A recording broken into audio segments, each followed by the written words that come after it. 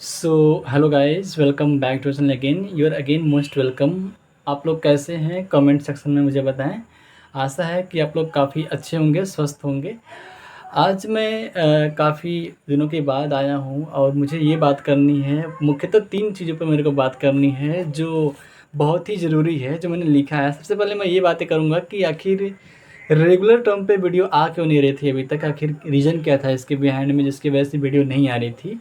दूसरा चीज़ में ये बात करना है, चूँकि आपके सेमेस्टर का एग्ज़ामिनेशन काफ़ी नज़दीक है, तो हमें ये बात करना है that how to prepare for the semester examination in the less time. कम समय में कैसे हमें सेमेस्टर एग्ज़ाम का प्रिपरेशन करना है, ठीक है? उसके बाद तीसरा टॉपिक जो हमें बात करनी है that how to prepare your unit very fastly and how to do the revision of all the units of for preparing for your semester examination of any subjects, ठीक है? किसी भी सब्जेक्ट का हमें रिवीजन वेरी फास्टली कैसे करना है, ठीक है? तो पहले मैं बात करता हूँ पहले पॉइंट पर कि आखिर इतने दिनों से वीडियो क्यों नहीं आ रही थी। Actually I was suffering from health issues, that's why I was unable to shoot the video and I was unable to publish the video in YouTube channel. Now I'm feeling good and now I'm feeling healthy, that's why I'm uploading the video now. And as per my view, I will upload the video on the regular terms. Okay, now the video will be uploaded per day, ठीक है?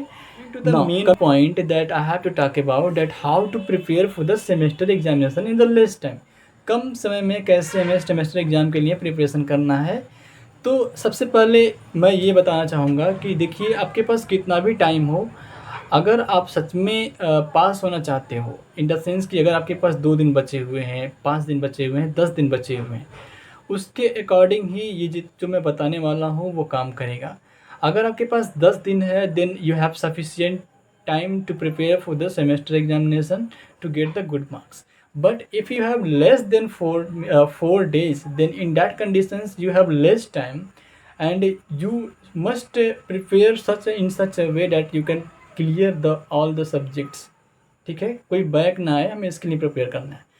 तो ये जो topic है कि how to prepare for the semester examination in less time, इसमें पहला चीज़ में क्या करना है कि जैसा आप सब कोई जानते हो, ये सब कोई ऐसा करता है कि जैसे कि एकेटीयू का जो पेपर का पैटर्न है थोड़ा सा चेंजिंग हुआ है, लेकिन उतना भी ज़्यादा चेंजिंग नहीं हुआ है।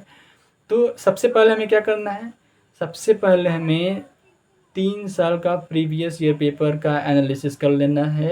एनालिसिस में क्या करना है आपको कि आपको जो टॉपिक्स है, जैसे 7 नंबर के क्वेश्चंस में जो टॉपिक्स पूछे हुए हैं, 10 नंबर के क्वेश्चंस में जो टॉपिक्स पूछे हुए हैं, उसको आप लोग को नोट कर लेना है एक तरफ, ठीक?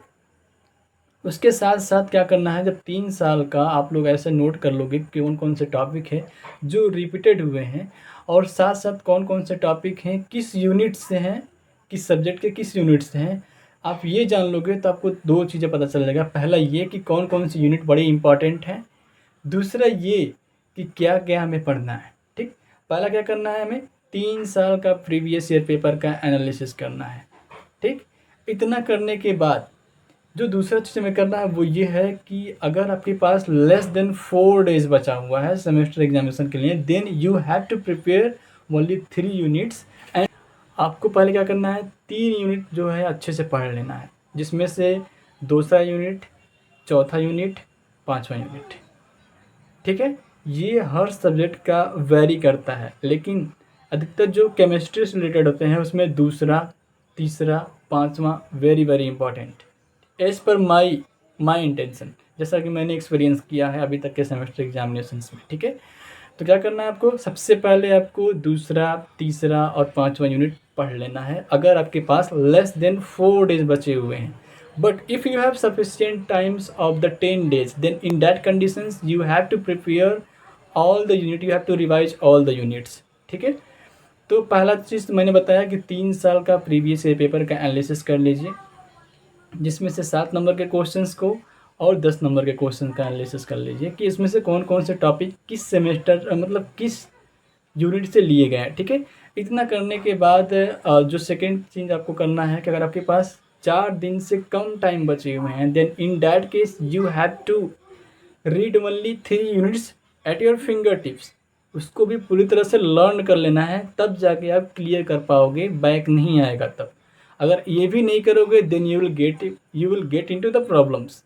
ठीक है, तो ये चीज़ें आपको करनी होंगी। अच्छी बात क्या करना है कि जब भी आप कोई भी यूनिट पढ़ते हो, कोई भी यूनिट आप पढ़ रहे, जैसे मान लीजिए आपने पहला यूनिट पढ़ा, अगर आप पहले सेमेस्टर में हो तो अगर आप सेल वाला पोर्शन पढ़ते हो then in that case you have to revise per day. जैसे मान लीजिए आपने सेल वाला पोर्शन पढ़ा, अगले दिन टिश्यूज वाला पढ़ा, उसके बाद डाइजेस्टिव सिस्टम आपने स्टार्ट कर लिया, then in that case before starting the digestive system you have to revise the cell and tissues वाला chapters you have to revise. आपको रिवीजन पर डे हर सब्जेक्ट का करना है आता है। अगर आप चाहते हो कोई बैक ना आए then in that case you have to study per day whole subjects in similar way. अगर आप ऐसा नहीं करोगे then you have a lot of chances of coming backlogs. But अगर आप ऐसा कर जाते हो इन दैट कंडीशन आपको क्या होगा, बैक नहीं आएगा। देखो क्लियरिटी तो ये है कि सेमेस्टर एग्जामिनेशन में बैक आना ये बड़ी ही दुर्भाग्य की बात है। जो भी बच्चे का सेमेस्टर एग्ज़ाम में बैक आता है समझ लीजिए कि आपने अच्छे से मेहनत नहीं किया है। AKTU है, हम भी जानते हैं अच्छी तरीके से कि इसकी क्या टर्म्स एंड कंडीशंस पॉलिसीज चलती हैं, पर वो अलग बात है। लेकिन अगर आप लिखे रहोगे, अगर आपके कंटेंट अच्छे रहेंगे then in that conditions the copies will be signed as per markings on the basis of your writing way, on the basis of your content your. ठीक है, आप कितना कंटेंट उसमें दे रहे हो, सॉलिड कंटेंट है कि नहीं है, दैट मैटर्स। ठीक, इतना चीज़ करना है। पहला 3 साल का प्रीवियस ईयर। दूसरा क्या करना है, अगर लेस देन 4 डेज है in that case you have to revise, you have to learn 2, 3, 5 units. उसके बाद जो बचा हुआ यूनिट है उसको आपको एक बार पढ़ लेना है ताकि वो थोड़ा सा आपको पता रहे कि हाँ उस यूनिट का मतलब क्या है। ठीक, इतना कर लेना है। ठीक है, तो मुख्यतः यही 3 चीज़ करना है। सबसे महत्वपूर्ण बात ये है कि आपको पर डे रिवाइज करना है। देखो यार 4 दिन, 5 दिन, 10 दिन अगर आप अच्छे से पढ़ लेते हो then you are becomes able to clear all the subjects in the similar way without any limitations। 10 दिन पढ़ लो, कोई बैक नहीं आएगा, ये मेरी गारंटी है। अगर आप अच्छे से पढ़ते हो तो पढ़ना तो पड़ेगा ही। अगर आपको 5 घंटे, 6 घंटे, 10 घंटे देना पड़े, अगर 10 दिन तो दे दो। एक बार बैक आ जाता है ना बाबू तो वो बहुत ही धब्बा लगता है, क्योंकि अगले सेमेस्टर में जब आप जाते हो तो बैक ढोना पड़ता है और वो बड़ी ही दुखदाई होता है। समझ रहे हो आप? तो हर सब्जेक्ट में वो बैक बढ़ाते जाता है, आपका सब्जेक्ट बढ़ते जाते हैं और बैक का बोझ बड़ी ही दुखदाई होता है। अगर जिसका बैक है उससे आप पूछ लीजिएगा। तो ये चीज़ें आपको करनी है। ठीक, उसके बाद जो तीसरा टॉपिक था अपना क्लियर यूनिट वेरी फास्टली। तो जैसा मैंने बोला था कि 3 साल का एनालिसिस करना है। अगर आप एनालिसिस करोगे then you will able to know that which topic is very important. तो जो टॉपिक वेरी इंपॉर्टेंट है then you have to read and write and learn very fastly. You have को उसको आपको क्या करना है, अच्छे से पढ़ना है, रिवाइज करना है, लर्न कर लेना है, कई बार लिखना है जब तक वो पूरी तरह से आपके फिंगर टिप पर ना आ जाए तब तक। पहले क्या करना है, जो यूनिट है उसको 3 भागों में बांट लो। पहला जो वेरी वेरी इंपॉर्टेंट है, ठीक है, जो वेरी वेरी इंपॉर्टेंट है। दूसरा जो थोड़ा सा इंपॉर्टेंट है। एक होता है ना मच बेटर, बेटर, गुड। तो सबसे पहले जो मच बेटर है, मतलब जो मोस्ट इम्पॉर्टेंट है, उसको अंडरलाइन कर लो, उसकी मार्किंग 1 कर लो। जितने भी मोस्ट इम्पॉर्टेंट है उसकी मार्किंग 1 कर लो। उसके बाद जो इम्पॉर्टेंट है उसकी जो मार्किंग है 2 कर लो। सारे टॉपिक्स को 2 कर लो। जो लेस इम्पॉर्टेंट है, जो केवल ये है कि आ सकता है नहीं भी आ सकता है, then mark it as a C। आ सकता है नहीं भी आ सकता है। तो ये चीज़ें अगर आप करते हो डेडिकेशंस के साथ, देखो भाई अगर बैक नहीं चाहते हो then you have to study very carefully, very efficiently so that you can get the good marks in your semester examination. लेकिन अगर आप ऐसा नहीं करोगे then there is no any possibility of clearing all the subjects in your semester examination. तो 10 दिन पढ़ लो रगड़ कर, गर्मी में पढ़ लो भाई, जैसे भी है तो पढ़ लो, 10 दिन पढ़ लो, उसके बाद मौज ही मौज करना।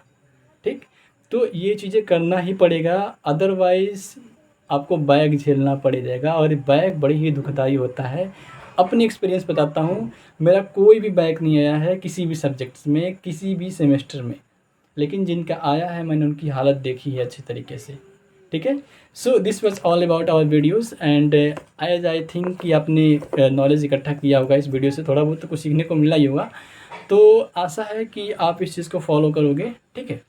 तब तक के लिए अब आप चीज़ों को फॉलो करिए, और अगर कोई दिक्कतें आती है then you can comment, I will definitely reply your comments, ठीक है। कोई भी क्वेश्चंस हो तो आप पूछ सकते हो, आई विल डेफिनेटली रिप्लाई, ठीक है। तब तक के लिए अब चलते हैं हम फिर। Please do subscribe to the channel, that is very important, and please like, do subscribe, do like and share to your best friends. Thank you.